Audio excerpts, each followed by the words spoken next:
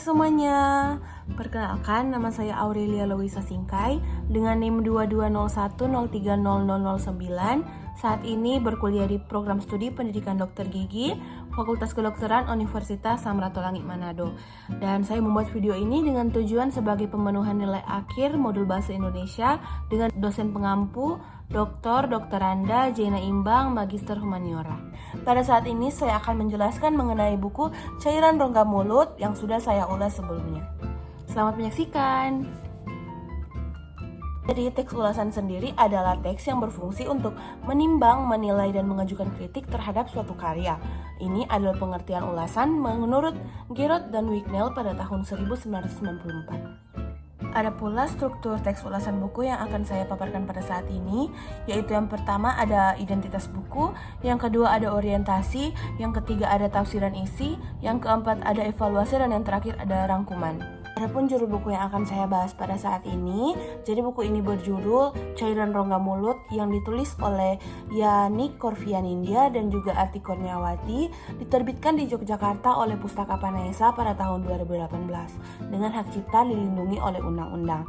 Buku ini berjumlah 84 halaman dengan bahasa Indonesia serta warna sampul buku yang berwarna merah.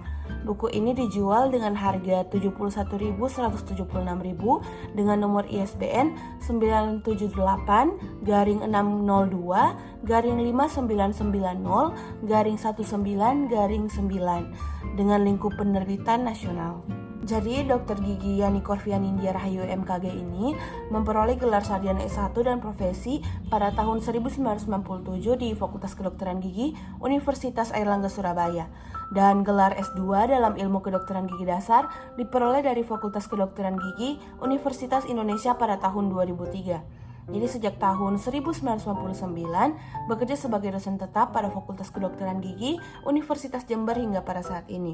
Dan Dr. Gigi Ati Kurniawati, Magister Kesehatan, memperoleh sarjana dan profesi dari Fakultas Kedokteran Gigi Universitas Airlangga tahun 1996, sedangkan gelar master pada tahun 2001 dan meraih dokter dalam ilmu oral mikrobiologi pada tahun 2009 dari Fakultas Kedokteran Gigi Universitas Airlangga. Bekerja sebagai dosen tetap sejak tahun 1999 di Fakultas Kedokteran Gigi Universitas Jember. Buku ini mengulas secara sederhana namun jelas, lengkap mengenai cairan yang ada dalam rongga mulut, dan materi buku ajar ini juga dapat digunakan sebagai acuan untuk bahan referensi penelitian dan pengembangan keilmuan terutama di bidang kedokteran gigi. Selanjutnya kita masuk di tafsiran isi. Jadi tafsiran isi akan membahas buku per babnya. Jadi pada bab pertama buku ini membahas mengenai pengertian cairan rongga mulut, dan pada bab ini penulis menjelaskan bahwa cairan rongga mulut terdiri dari saliva, cairan celah gingiva, dan sekret epitel rongga mulut. Jadi saliva sendiri adalah satu cairan rongga mulut yang kompleks, tidak berwarna, dan diekskresikan dari kelenjar saliva mayor dan minor untuk mempertahankan homeostasis di dalam rongga mulut. Sifat kelenjar saliva sendiri dan sekresinya ditentukan oleh tipe sekretori, yaitu serous, serok mukus, dan mukus. Sedangkan cairan sulcus gingiva berasal dari serum darah yang terdapat dalam sulcus gingiva, baik gingiva dalam keadaan sehat maupun dalam keadaan meradang. Jadi cairan sulcus gingiva ini bersifat alkali sehingga dapat mencegah terjadinya karies pada permukaan enamel dan sementum yang halus. Keadaan ini menunjang netralisasi asam yang ditemukan dalam proses karies di area tepi gingiva. Cairan sulcus gingiva juga dapat digunakan sebagai indikator untuk menilai keadaan cairan periodontal secara objektif. Selanjutnya, bab 2 dari buku ini membahas mengenai embrio kelenjar saliva. Pada materi kedua diharapkan pada akhir pembelajaran, mahasiswa mampu memahami dan menjelaskan embriologi kelenjar saliva, dan mahasiswa mampu menjelaskan pembentukan dan klasifikasi kelenjar saliva itu sendiri. Jadi pada pembentukan kelenjar saliva ini dimulai pada kehidupan awal fetus, mulai pada usia 4-12 minggu.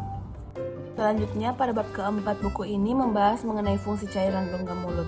Jadi penulis menjelaskan bahwa fungsi cairan rongga mulut yang diperankan oleh saliva yaitu membantu proses pencernaan melalui aktivitas enzim tialin, yaitu amilase dan lipase, pengunyahan dan penelan makanan, mengontrol kenyamanan di dalam bergerak, pelumasan dalam proses bicara, membersihkan rongga mulut dan sisa-sisa makanan dan kuman, aktivitas antibakteri serta sistem buffer, proses pembekuan dan penyembuhan luka. Selanjutnya pada bab kelima membahas mengenai sekresi saliva. Jadi pada materi ini membahas mengenai bagaimana mekanisme kontrol sekresi saliva, faktor-faktor apa saja yang dapat mempengaruhi serta kondisi penyakit yang dapat mempengaruhi pengendalian sekresi saliva.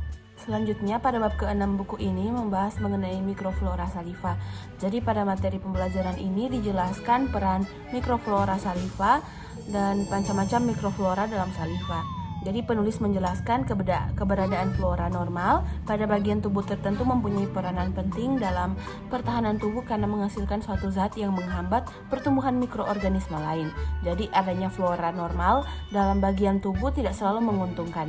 Dalam kondisi tertentu juga flora normal dapat menimbulkan penyakit. Misalnya bila terjadi perubahan substrat yang berpindah dari habitat yang semestinya. Bakteri terakumulasi baik pada jaringan lunak maupun keras dalam suatu bentuk lapisan yang sering menyebabkan terjadinya gangguan pada rongga mulut. Dan pada bab terakhir buku ini membahas mengenai kelainan saliva. Jadi pada materi ini akan dijabarkan macam-macam kelainan saliva dan kelenjar saliva. Kelainan sekresi yang terjadi adalah serostomia karena berkurangnya jumlah sekresi saliva. Namun sebaliknya, hipersalivasi saliva yaitu keadaan di mana sekresi saliva yang berlebih. Berikut juga akan dijelaskan etiologi penyebab kelainan yang terjadi. Jadi air liur atau saliva diproduksi dari kelenjar saliva yang berada di bagian mulut dan rahang. Produksi saliva di bawah pengaruh sistem autonom yang berarti tidak dapat dikendalikan secara sadar. Masuk pada bagian selanjutnya yaitu evaluasi buku. Jadi buku ini berjudul Cairan Rongga Mulut, mengulas secara sederhana namun jelas dan lengkap mengenai cairan rongga mulut yang meliputi saliva dan cairan sulcus gingiva. Jadi keduanya merupakan sumber cairan diagnostik yang dapat digunakan untuk mendeteksi berbagai jenis kelainan di rongga mulut. Materi dalam buku ini juga dapat digunakan sebagai acuan untuk bahan referensi penelitian dan pengembangan keilmuan, terutama di bidang kedokteran gigi, karena menggunakan sumber-sumber yang terpercaya. Dan dalam buku ini juga dilengkapi dengan berbagai gambar sehingga memudahkan pembaca untuk lebih mengerti dengan apa yang disampaikan atau dijelaskan oleh penulis. Akan tetapi buku ini juga bukan tanpa kelemahan. Ada beberapa pemilihan kata yang masih terlalu sulit untuk dipahami pembaca awam. Buku ini juga memiliki beberapa kesalahan dalam penulisan kata sehingga dapat membuat pembaca jadi salah mengerti akan kata tersebut, seperti contoh singkatan-singkatan dalam buku. Dengan kekurangan yang ada, buku Cairan Rongga Mulut ini lebih tepat bermanfaat karena berbeda dengan buku Anatomi dan Fisiologi Sistem Rongga Mulut yang ditulis oleh Rahmi Fanani Hakim, karena membahas secara lengkap mengenai anatomi, fisiologi sampai dengan histologi rongga mulut. Dan buku ini juga membahas lebih lengkap tentang cairan rongga mulut secara menyeluruh. Dan juga buku ini memiliki bahasa yang lebih mudah dipahami oleh pembaca awam.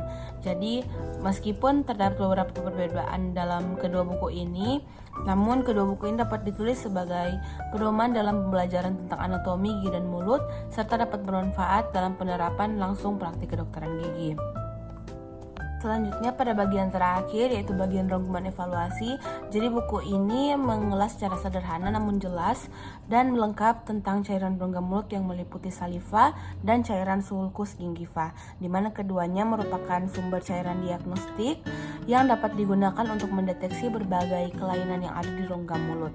Materi dalam buku ajar ini juga dapat digunakan sebagai acuan untuk bahan referensi, penelitian dan pengembangan keilmuan, terutama di bidang kedokteran gigi.